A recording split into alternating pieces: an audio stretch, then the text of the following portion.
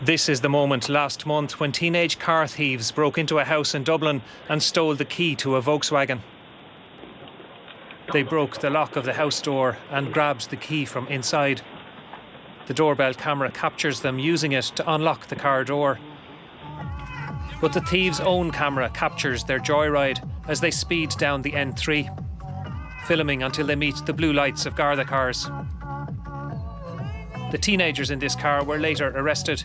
Gardaí believe that at least one is a leading member of the so-called Lucky Dip gang, a loose association of mainly Dublin-based juvenile car thieves thought to be responsible for thousands of crimes, including hundreds already this year. Well, what you're talking about here is a group of up to 60 juveniles are linked to 300 incidents this year, and not all of them are car thefts. Some of them are burglaries. Some of them are attempted burglaries. They will go out to housing estates dotted around, let's say, the Eastern region or Dublin metropolitan region, and they will just go along and simply just try every car door in a particular housing estate. They are not mastermind criminals. They're simply looking for an easy opportunity to get a car, steal the property, whatever property might be contained within the car. Vehicle theft and related offences are not a new problem, but they have surged in recent years, hitting almost 8,000 in 2024, a 12-year high and over double the 2021 figure. The Lucky Dip gang are believed to have contributed significantly to the upsurge in vehicle theft. They often target housing estates under cover of darkness, but they also operate in plain sight. Because unlike traditional criminals who would seek to hide their crimes, these teenage thieves typically flaunt their wrongdoing, sometimes uploading footage of their joyriding to the likes of Snapchat or TikTok for the whole world to see. They love social media. Their mates are seeing it and all that kind of stuff. But the problem is that this is inspiring other youngsters. Here, thieves escape Gardaí by driving the wrong way down a motorway. Here, they drive into oncoming traffic. Here, they break speed law at 192 kilometres per hour. And here, speeding while undertaking on the hard shoulder. And here, speeding through a neighbourhood and breaking a red light. Their activities garner them likes and other engagement from their followers on social media. But they can have devastating consequences. Gardaí and emergency services arrived here on the R106 Coast Road in Baldoyle in the early hours of this morning, where the fatal incident occurred just before 1 a.m. We were very, very close. He was due to be my best man at my wedding. Typical older brother, younger brother. You know, fight from time to time, but loved each other completely. 41-year-old Michael Farrelly was mown down last July in Dublin while walking home from a family gathering. He was at the Gaiety Theatre with my dad's wife and a few other relations. They went to see Riverdance. And afterwards they went to a bar, local bar here in Sutton. And then at about midnight everyone kind of went their separate way. Mikey walked home, he lived quite local. And then that's when the accident happened, about 50 metres from the entrance to his own estate. We know that the car that killed him was stolen in Malahide, and that the people who robbed the car managed to break into the house and steal the car without the owners even waking up. And at least one of the people in the car was actually on bail and under curfew at the time when the accident happened. He shouldn't have been out, he should have been at home. And that was very tough to take. It makes you think that we've no proper solution to deal with people who can go out and steal a car, get arrested, go before the courts, be bailed, be put on curfew, and then they're brought home. They walk in the front door and then they walk straight out the back door and they do it again that night. And it seems like there's no protection given for the victims. Their lives have been taken away from them and their families' lives destroyed. Under the current system, there appears to be no effective deterrent for a car thief under 18 who refuses to abide by bail conditions, because the state's only facility for detaining children in Oberstown in North Dublin is typically at or near capacity. As recent as January this year, bed capacity in the children's facility in Oberstown was full for 24 straight days. Juveniles who steal cars are typically initially dealt with under the Garda Youth Diversion Programme, which means no criminal conviction. And those children who are prosecuted and brought to court are typically given bail pending their case, and if convicted, usually get a non-custodial sentence. That's because they are children, and also because car theft is considered a non-violent crime.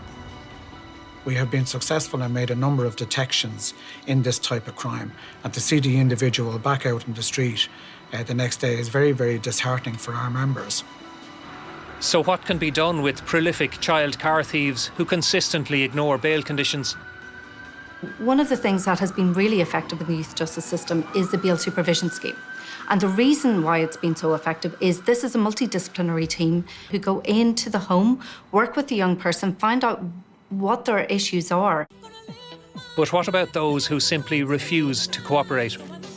Young people who engage in crime, they're very often leading very chaotic lives. They may have underlying issues as well, whether those are mental health issues, whether, they've suffered the loss of a parent, maybe parents aren't in the picture. And the other piece is that neuroscience is very clear that young people's brains, particularly young men's brains, do not fully develop until the age of 25. So they don't understand the consequences of their actions very often. They are impulsive. But it also means that if you intervene early, then you can actually help change behaviour. It's very costly to send a young person to Oberstown. Would that money not be better invested in community supports, in mental health supports, in educational programmes for young people who offend? So just how expensive is the ultimate punishment, jail? According to the Oberstown annual report for 2023, the average occupancy was 35 young people per day. Given that almost €22 million was spent on administration and operations that year, that equates to a cost of over €1,700 per child per day, or just over €623,000 per year.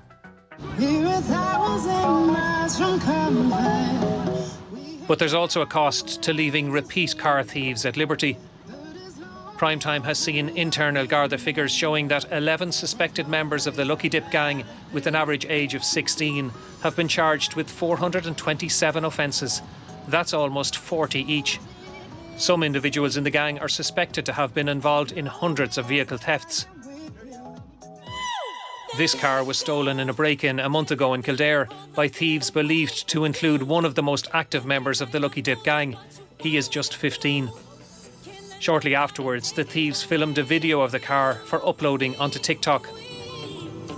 That car was stolen in a burglary in County Kildare and was then used for at least 6 thefts, burglaries on commercial premises.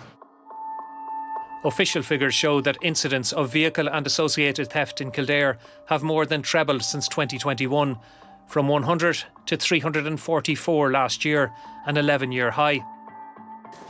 Local radio Kildare FM hosts a weekly crime spot with a member of An Garda Síochána. Joining us for Crime Watch this morning is Sergeant John Dunn from Newbridge Garda Station. Morning to you, John, and thanks for coming in to us this morning. Monday the 24th of March 2025 in Newbridge Garda are investigating a car theft which occurred between 3:15pm and 4:30pm. It feels like every week, week after week, there's a heightened focus on car thefts. And what strikes me as well is it's very widespread. It's not just focused on a certain part of Kildare, but up and down the county. It really is an invasion of their privacy, because a lot of people might think, well, the car has been taken, that's it. But it does have a lasting impact on people. European car makers are legally obliged to fit anti-theft immobilisers, but many smaller used cars imported from Japan do not have these important devices, and that makes them a target. If the car doesn't have an immobiliser, it essentially leaves it open and susceptible to hot wiring. We go back to the days of kind of the old 1980s pre-immobiliser days, where you're effectively back to using a steering lock or a steering chain, a visible and physical deterrence to somebody who may be considering stealing your car. Joyriders often post videos flaunting the tools of their hot wiring trade, used to take cars like this recently stolen Japanese import. Okay, so somebody entered this vehicle by prying back the driver's door, pull the door back like this, and then they get their arm in and they're able to unlock the door. We can see in this case that the plastic cowlings on top and bottom have been broken away from the steering lock and the ignition switch. And they've obviously broken the steering lock on this vehicle. Probably used an object like a screwdriver to pop out the actual key barrel that's in this. And in at the back of the key barrel, there's an ignition switch. And there you're able to use a screwdriver to twist the ignition switch and start the vehicle. Japan, where people also drive on the left, has overtaken the UK as our main source of used cars, with registered imports rising over 1,150% from just over 2,300 10 years ago to just over 29,000 last year. While some importers retrofit immobilisers, many don't, which means the pool of cars that are relatively easy to steal has grown. Since Brexit, it's become more difficult to import UK cars because of the increase in VRT, excise, VAT. It's quite difficult to import cars from the UK. So a lot of the cars that are coming now are coming from Japan. And this appears to be another small Japanese import, filmed by innocent bystanders as it's chased by at least 6 Garda cars. And Garda Síochána has recently introduced an updated pursuit policy.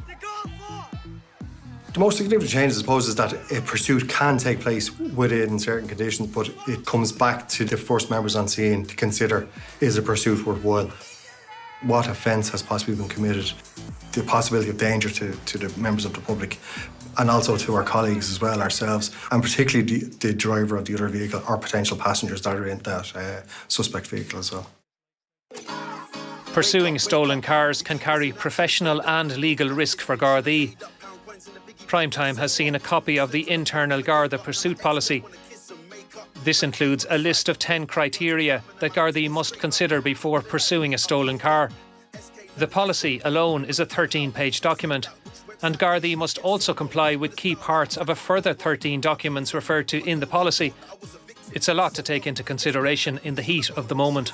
All the policy documents that exist in respect of pursuit driving are all heavily swayed in favour of the criminal that might visit your estate and take your car, and not towards the Gardaí that are tasked with apprehending these individuals. Everything is all right until it goes wrong, and then the individual that's charged with making that decision will be the one subject of investigation. Joyriders sometimes goad Gardaí, like this one, giving them the middle finger. I know members of the public may get frustrated but when they see online video clips and that type of thing of guards effectively not engaging in a pursuit or not engaging in a chase or not responding to goading. But we are professional members of Garda Síochána. We have been trained to not respond to that goading as much as we possibly can. While most joyriders are not associated with the Lucky Dip gang, it is easily the best known grouping among juvenile car thieves. And Garda Síochána have it in its sights. Primetime has seen a recently compiled internal Garda document which describes the composition of the grouping, their level of offending together, and suggests that Gardaí are considering classifying it as an organised crime group. I wouldn't specifically say that they're categorised as an organised crime group. As I say, that takes an investigation on a grander scale. One of those suspected to have been in the car that killed Michael Farrelly last July has recently turned 18 and is now in detention on other charges. He has amassed over 40 convictions in his young life. Since the hit and run, he has been arrested or prosecuted in relation to at least 8 separate incidents, including several separate car thefts. It's shocking, to think that someone can have that many convictions, take a life, and still be getting arrested. It's just a very difficult thing to hear. A lot of people have said to me, in sympathy, that poor Mikey, he was at the wrong place at the wrong time, but he wasn't. He was exactly where he should have been.